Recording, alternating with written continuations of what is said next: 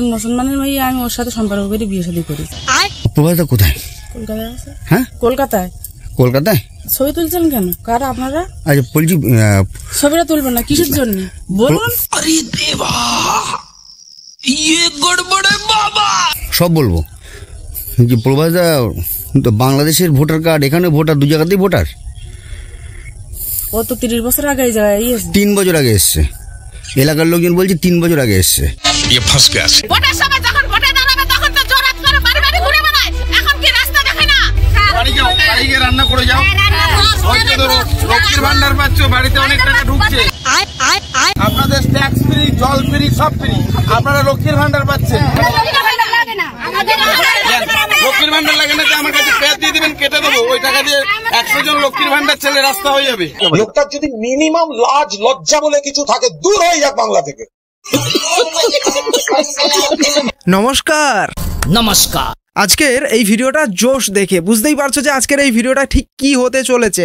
হ্যাঁ, তার একমাত্র কারণ হচ্ছে আজকের এই ভিডিওটাতে যে মাল মশলাগুলো জোগাড় করে এনেছি না, সেগুলো দেখার পর তোমরাও বলবে नाइस। তাই আগের থেকে বলছি, আগে ভিডিওটাকে একটা লাইক করো, তারপর ভিডিওটা দেখবে। করে দিয়েছো তো চলো এইবার ভিডিওটা শুরু করা যাক। আইয়ে দেখতে মজা আয়েগা। ভোটের সময় যখন ভোটে দাঁড়াবে তখন তো জোরাত করে বাড়ি বাড়ি ঘুরে বেড়ায়, এখন কি রাস্তা দেখে না? বাড়ি যাও, বাড়ি গিয়ে রান্না করে যাও। এটা হচ্ছে রাজগঞ্জের ঘটনা। সেখানকার সাধারণ মানুষেরা ক্ষোভ উগড়ে দিচ্ছেন কি জন্যে? কারণ সেখানকার তাদের যে রাস্তাটা রয়েছে সেই রাস্তার কাজ হয়নি বহুদিন ধরে, আর এই বর্ষাকালে সেই রাস্তায় এতখানি খাদের সৃষ্টি হয়েছে, কাদা রয়েছে যে সেখানে হাঁটা চলাও যাচ্ছে না, যার জন্যই সাধারণ মানুষেরা, গ্রামীণ বাসিন্দারা তারা ক্ষোভ উগড়ে দিচ্ছেন। আর সেই সঙ্গে এই যে মানুষটাকে আপনারা ভিডিওতে দেখতে পেলেন, ইনি হচ্ছেন সেখানকার বিডিও, কিন্তু ইনি সেখানকার সাধারণ মানুষদের সঙ্গে যেভাবে কথা বলছেন তাতে মনে হচ্ছে যে ইনি যেন তৃণমূলের ক্যাডার বা তৃণমূলের কোনো নেতা। লক্ষ্মীর ভান্ডার পাচ্ছ, বাড়িতে অনেক টাকা ঢুকছে। ভাই, লক্ষ্মীর ভান্ডার পাচ্ছ তোমরা, তোমাদের বাড়িতে অনেক টাকা ঢুকছে। আমি স্পেশালি এই কথাটা তোমাদেরকে আরেকবার শোনাতে চাই, একটু ভালো করে শোনো। লক্ষ্মীর ভান্ডার পাচ্ছ, বাড়িতে অনেক টাকা ঢুকছে। আজকের এই ভিডিওটাতে আমি তেমন কিছু করতে বলবো না, শুধু একটু বলবো একটু বেশি করে এটাকে শেয়ার করো, এই ভিডিওটাকে একটু শেয়ার করো, যাতে করে স্পেশালি এই কথাটা, এই যে লক্ষ্মীর ভান্ডার পাচ্ছ তোমাদের বাড়িতে অনেক টাকা ঢুকছে, স্পেশালি এই কথাটা অলরেডি ভাইরাল হয়েছে, আমি চাই আরও ভাইরাল করাতে, যাতে আমার প্রত্যেকটা বাংলার মা বোনেদের কাছে এই কথাটা পৌঁছয়, যারা প্রধানত এই লক্ষ্মীর ভান্ডারের জন্যেই ভোটটা দিয়ে থাকেন।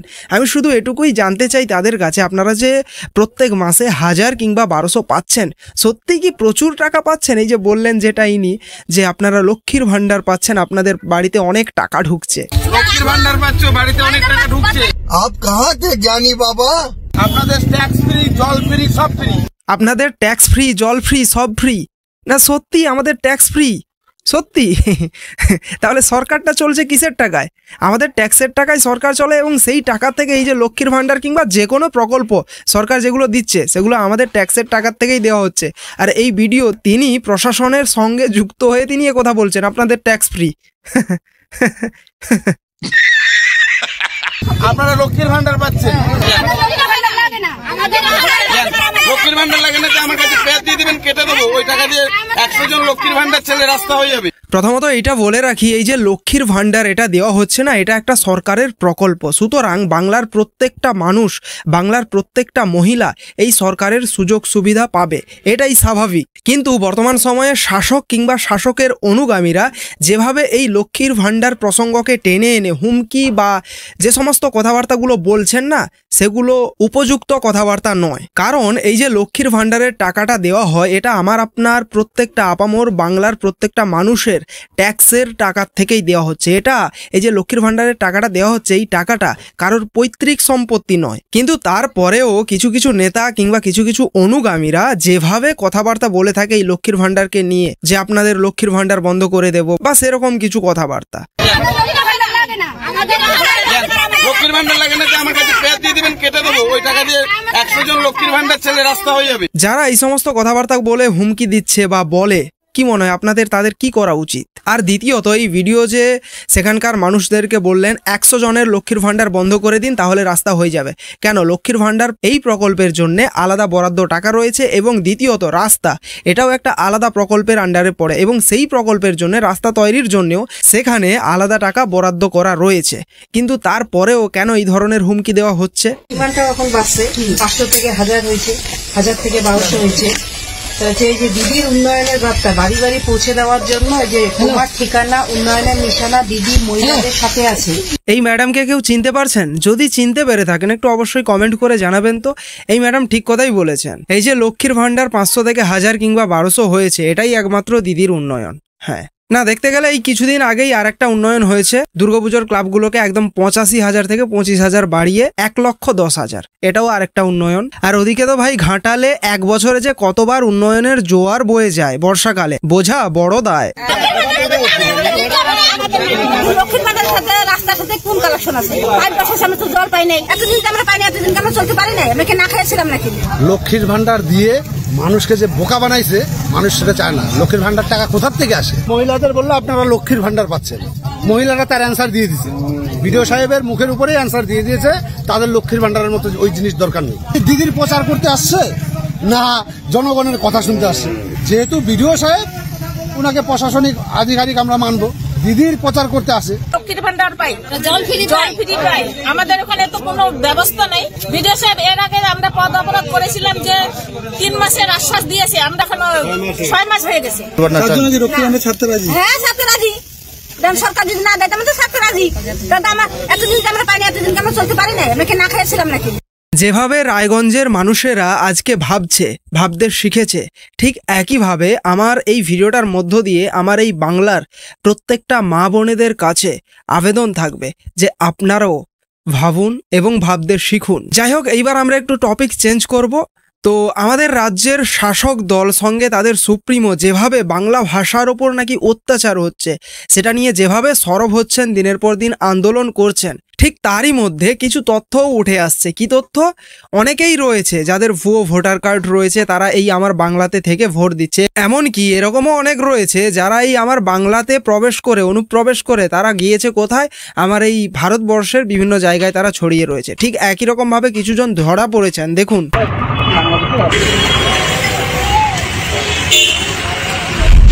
আমরা বাংলাদেশি লোক, আমরা আজ থেকে 10 বছর আগে যে সময় কাঁটাতার ছিল না, জায়গায় জায়গায় ছিল না, সে সময় আমরা ইন্ডিয়ায় প্রবেশ করেছি। সেই সময় মানুষ এমনি যাওয়া আসা করতো। তো আমরা ওই সময় আমরা নিজেদের কাজের জন্য আমরা ওখানে দিল্লিতে গেছি। না কাঁটাতার ওই সময় তো একটা কাঁটাতার ছিল, 10 থেকে 15 বছর আগে যারা গেছিল একটা কাঁটাতারের সিঙ্গেল কাঁটাতার ছিল। কত জায়গায় পুরাটাই ছিল, একদম বেড়া যেরকম দেয় সেভাবেই ছিল। যেদিকে সিঙ্গেল তার ছিল আমরা সেদিকেই পার হয়েছি, 10-15 বছর আগের কথা। তো তখন থেকে আমরা ওখানে ইট ভাটায় কাজ করি, হরিয়ানার মধ্যে বা গুরগাঁওয়ের মধ্যে, সাইডের মধ্যে কাজ করি, বিল্ডিং এর মধ্যে, বিভিন্ন জায়গায় আমরা কাজ করি। তো এই বাংলাদেশিদেরকে নিয়ে এখানে কারবাই চলতেছে ইন্ডিয়ার। তো কারবাই যখন চলতে, তো আমরা তো নিজেরাই থাকতে পারবো না, চুরি চুপকে কতদিন থাকবো? তো আমরা নিজেদের থেকে আমরা স্যালেন্ডার করে আমার দেশে আমরা ফেরত যেতেছি। যখন আমরা ভুল করি, যখন এদেশে আসছি, তখন আইনের মাধ্যমে আমরা এখন আমাদের দেশে যেতেছি। এখানে আমরা হয়তো বাচ্চা সহ 15-20 জনের উপরে হবে বাচ্চা সহ। তাহলে বুঝতে পারছেন, এ তো দেখালাম কেবলমাত্র একটা ঘটনা, এরকম বহু ঘটনা রয়েছে। এরকম বহুজন আমাদের এই দেশে ইল্লিগ্যাল ভাবে প্রবেশ করে তারা কেউ কাজের জন্য এসেছে এবং এসে তারা এখানে স্থায়ী থেকেও গেছে এবং এখান থেকে ভুয়ো ভোটার কার্ড, আধার কার্ডও তৈরি করেছে এবং তাদের পছন্দের যে পার্টি তাদেরকে ভোটও দিয়ে চলেছেন। আর SIR এর মধ্য দিয়ে তাদেরকে যাতে তারা ভোটার লিস্ট থেকে বেরোয় সেই কাজটা করা হচ্ছে। আর বর্তমান সময়ে আমাদের রাজ্যের শাসক দল থেকে এত বিরোধিতা। যাই হোক, এই ধরনের আরও একটা ঘটনা দেখাচ্ছি, দেখুন। যেখানে সেখানকার গ্রাম বাসিন্দারা দাবি করছেন যে সেখানকার যে ছেলেটার বাড়ি, সে কেবলমাত্র নাকি 3 বছর আগে এসে সেখানে বাড়ি তৈরি করেছে এবং সে নাকি বাংলাদেশ থেকে এসেছে, কিন্তু তার স্ত্রী দাবি করছেন সে নাকি 30 বছর আগে নাকি এখানে এসেছে। আর তার চেয়ে বড় কথা, তার যে স্ত্রী তিনি হচ্ছেন একজন মুসলিম এবং ছেলেটা নাকি হিন্দু, এবং মুসলিম হয়ে তিনি একজন হিন্দু ছেলেকে বিয়ে করেছেন এবং হিন্দু হয়ে থাকছেন বর্তমান সময়ে, এমনকি নামটাও পরিবর্তন করেছেন। শুনুন। আমি মুসলমানের মেয়ে, আমি ওর সাথে সম্পর্ক করে বিয়ে শাদী করি। আর যে প্রবাসদা তো বাংলাদেশের ভোটার কার্ড, এখানে ভোটার, দু জায়গাতেই ভোটার।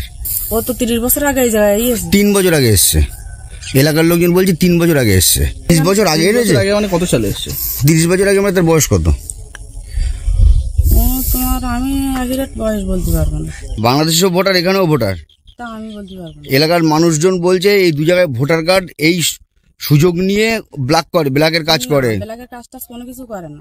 ভারতে ভোটার কার্ডটা করলো কিভাবে? মানে কি ডকুমেন্ট দিয়ে করলো? টাকার বিনিময়ে না কোন ডকুমেন্টে করলো? এখানে ডকুমেন্ট, কার ডকুমেন্ট দিয়ে এখানে করেছে? এখানে তোর বাবা মা থাকে। করেছে তাই বলতে পারবো না। আমি জানি ছোটবেলা থেকে এই জায়গায় এসেছে। সে ও আসলো, কিন্তু বাবা মা কেরা ছিল, কেরা কি হয়েছে আমি জানি। ওর তো কেউ নেই। তাহলে কারে বাবা মা সাজিয়ে ও ভোটার কার্ড করলো এখানে? আপনার নাম কি? আমার নাম রীতা মন্ডল। হ্যাঁ, রীতা মন্ডল। আগে ছিল আরুফা খাতুন, এখন রীতা মন্ডল। এখন রীতা পরশমন্ডল। তো এখানে বছর 3 হচ্ছে, বেশি বাড়িঘর করেছে, জায়গা জমি কিনে বাড়িঘর করেছে, করে এখানে আছে 3 বছর হচ্ছে দেখছি। এই চেন্নাই। কোথা থেকে এসছে? এ তো শুনলাম বাংলাদেশ থেকে এসছে, সবাই বলি বাংলাদেশ থেকে এসছে। আচ্ছা, এইবার আপনারাই বলুন তো, তাহলে আমার এই বাংলাতে, আমার এই পশ্চিমবঙ্গে এসআইআর এর প্রয়োজন রয়েছে নাকি নেই? আর এরকম কতগুলো ঘটনা বা আমরাই দেখাবো, যেগুলো চোখের সামনে আসছে, ভাইরাল হচ্ছে, সেগুলো দেখাচ্ছি। কিন্তু এরকম বহু ঘটনা রয়েছে এবং অনেকেই ভাইরাল হয়নি বা অনেকে ধরা পড়েনি, এখনো অনেক রয়েছে, বহু রয়েছে। এসআইআর হলে সেগুলো বেরোবে একমাত্র। আমি আর সব করতে পারবো না, প্লিজ দয়া করুন। সবকিছু চাইবেন না, যেতে পারবো না। টাকাটা তো হুন্ডি দিয়ে আসবে না। আমাদের জেলায় কিন্তু কোনো রকম কোনো ইন্ডাস্ট্রি বা এমপ্লয়মেন্টের কোনো ব্যবস্থা নেই, যেটা সবই যদি কনসিডার করে গভর্নমেন্ট চলবে কোত্থেকে, স্কিমগুলো করবে কোত্থেকে? হ্যাঁ, মাননীয় একদম ঠিক কথাই বলেছেন। আমাদের রাজ্যের বিভিন্ন স্কিমের দাম রয়েছে, প্রকল্পগুলোর দাম রয়েছে, যেরকম লক্ষ্মীর ভাণ্ডার, এই প্রকল্পগুলোর দাম রয়েছে। কিন্তু আমাদের রাজ্যে ইন্ডাস্ট্রিয়ালাইজেশন, অর্থাৎ শিল্প হবে রাজ্যে বা শিল্প আসবে আমাদের রাজ্যে, এই কথাগুলোর কোনো গুরুত্ব নেই। আর এত কিছুর মধ্য দিয়েও যখন আমরা মানুষকে বোঝাতে চাইছি, তখন কিছু ছাপড়ি সিঙ্গার, এদেরকে ছাপড়ি সিঙ্গারই বলা চলে। আগে গানটা শোনো, তারপর বলছি। এবার যার হাতটা সবার আগে আমি ধরে বলবো, যার কথাতে এই লাইনটা লেখা হয়েছিল, আমরা তৃণমূল ছাত্র পরিষদ, আমরা আগামীর দেশের ভবিষ্যৎ, বিশ্ব বাংলা আমাদের গর্ব, আমরা আগামীর নতুন প্রজন্ম, আমরা তৃণমূল ছাত্র পরিষদ। আমি শুধু ভাবছি এদের গান কারা শোনে। একসময় আমরা নচিকেতা চক্রবর্তীকে ঠিক যেরকম ভাবে জানতাম যে তিনি ছিলেন একজন প্রতিবাদী মানুষ, তিনি প্রতিবাদ করতেন, সরকারের ভুলগুলোকে তিনি তুলে ধরতেন। কিন্তু এখন সেই নচিকেতা কিভাবে যে কচি নেতাতে পরিণত হয়ে গেছে ধরতে পারবেন না। আমরা তৃণমূল ছাত্র পরিষদ, আমরা আগামীর দেশের ভবিষ্যৎ। ভাই হে বলে কি, আমরা তৃণমূল ছাত্র পরিষদ, আমরাই আগামী দেশের ভবিষ্যৎ। না, ঠিক কথাই বলেছে। আমাদের রাজ্যের স্টুডেন্টসরা, ছাত্রছাত্রীরা, যারা আগামী দিনে কেউ ডাক্তার হবে, কেউ ইঞ্জিনিয়ার হবে, কেউ বিজ্ঞানী হবে, কেউ পাইলট হবে, এরা আমাদের দেশের ভবিষ্যৎ নয়। এই যারা তৃণমূল ছাত্র পরিষদ করে তারাই দেশের ভবিষ্যৎ।